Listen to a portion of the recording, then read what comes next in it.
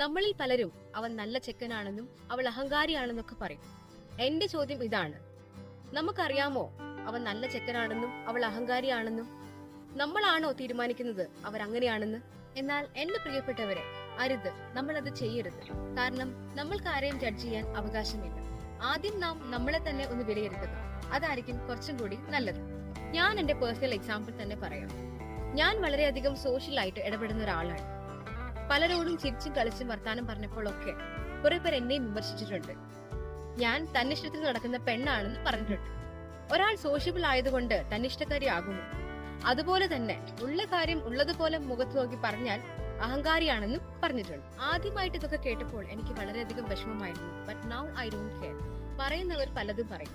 ഈ ലോകത്തിൽ എന്നെയോ നിങ്ങളെയോ നമ്മളെയോ ആരെയും ജഡ്ജ് ചെയ്യാൻ ആർക്കും ഇൻഡിവിജ്വൽ ലൈസൻസ് എവിടെയും കൊടുത്തിട്ടില്ല. സോ സുഹൃത്തുക്കളെ, നമ്മൾ ആരെയും ഒറ്റ നോട്ടത്തിൽ വിധിക്കരുത്. ചിരിച്ചോണ്ട് സംസാരിക്കുന്നവർ എപ്പോഴും നല്ല മനസ്സുള്ളവരാകണമെന്ന് നിർബന്ധമില്ല.